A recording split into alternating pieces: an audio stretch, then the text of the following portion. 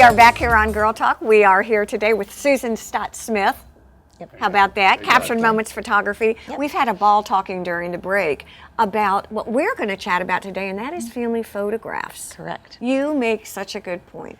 My point is, women, you need to exist for your children. Be in the pictures. Don't always be the one taking the pictures.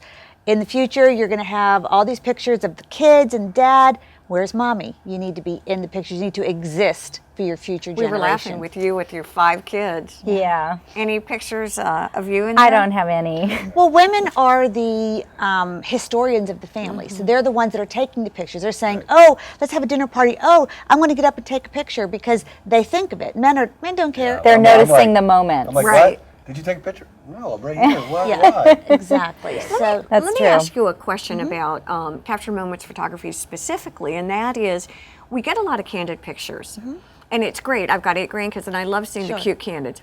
I miss the portraits. Right. Because growing up, when I was young, and I'm old, I'm 62, I mean, portraits were really what we had around the house. Well, the problem is, back then, pictures were special. Not everyone had cameras. I have very few pictures of me as a child because we were poor. We didn't have a camera. Okay. So nowadays, everyone has cell phones. Selfie, selfie, selfie, selfie. Let's take a picture. And there can be quite good pictures with just your cell phone. You know, the iPhone is the #1 selling camera in America. So pictures aren't as... Well, tough to come by. I mean, they're just not... You just don't think of it. But Right. people, that's why we need to tell people there are certain times that you need to do. First year of the baby, take those pictures because the baby changes. When your child's around time for First Holy Communion for Catholics, that's a really good time. High school senior pictures, and then all your events. I mean, you should do a family portrait at least every other year because you don't know what tomorrow will bring. I mean, when my mother passed away, the first thing we did, everyone wanted the most recent portrait we had done of her because. But listen to the word you used. Portrait. And that's, I think, part of what's exciting about having you come and talk to us, because I think it reminds me, snapshots are great, selfies are great, love it, love it, love it, love it. Right. But I want something, and historian was the other thing that you said that was pretty impressive. It's like creating a historical document for your family. And so capturing those relationships. You know, when we do a family portrait, we all do the family portrait, but then we'll do mom and the kids, and we'll do huggy poses, and we'll do dad and the kids and something fun and goofy, and then we'll do just the kids, and we'll do mom and dad. Once mom and dad get married, they never get a picture together anymore. So we try to always do the husband-wife. It's like, when did you get married? 20 years ago. You don't have a picture since then, do you? Well, yeah, you're right. So we try to do all those different groupings because that's capturing the dynamics of the family. You can also put a lot of thought into that. You know, it's a little different than your everyday little moments here and there. It's really, you can present people at looking their best because they can prepare for it. Yes. And, you know, really put a thought into how you're going to And the expression is seeing someone in their best light. That means Eric's going to light them perfectly, and they're going to have... Which is appealing to most people. Exactly. I was just going to ask you, are there techniques that you, as a photographer, use that... And what are some of those? A professional photographer. In professional photography, your goal is to have the pictures look like the Renaissance pictures, all the paintings and all that stuff way back. In a perfect world, a person should have a perfectly oval face. None of us have oval faces, so he's going to light you so that the light falls off on the cheek so that your face appears to be more oval. If your eyes are fluky, everyone has 2 different size eyes. He's going to move your head around so that now your eyes appear more even size. He's going to pull that chin up so you don't have 14 chins. Is that the he? That's the he, yeah. I'm talking about Eric. I'm sorry. Eric Smith from Captured Moments Photography. We need that he to follow us around all day. A professional photographer will do that. You don't just snap it and hope for the best. He'll never have a picture straight on that looks like a driver's license picture or a prison picture because that's not the best pose. It's not flattering. You need, if it bends, bend it.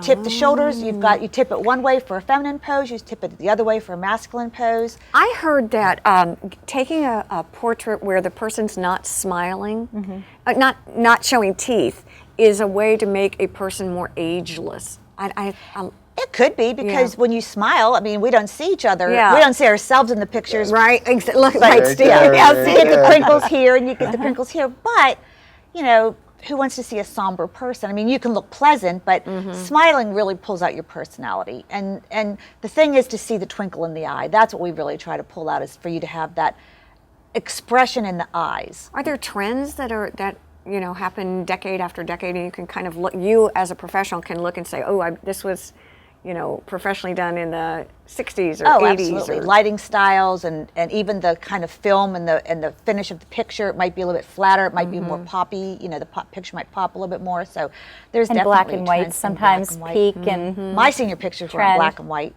Touch the mic. So I do enjoy black and white. I like black and white I go back and forth, but I think there's a place for both. It's funny because when we started doing high school seniors up in Maryland, right.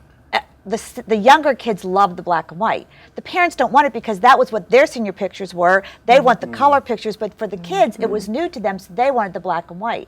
So it's so funny when we did the sales, we had to do, like, my mom let her have some black and white because she likes it, and grandma's not going to want it. Grandma wants color because all their pictures from their past were in black and white, and they want that newfangled thing called color. What about? Go ahead. Do you now, as most of your settings are? Oh, that's what I was gonna. Are they? Is it better to go to your studio or to get those pictures that you want?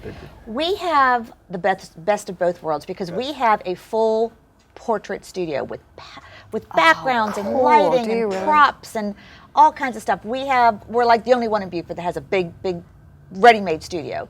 We can also go on location. We need a road trip. We're right across the street from the Bluff downtown in Beaufort, so we can go right out there and get those beautiful mossy oak trees. So you can I do like a little bit of outdoor both in the shots. studio. Don't you? And that doesn't count as a location portrait because it's just right across the street for us. So we can do it all. Do you do framing?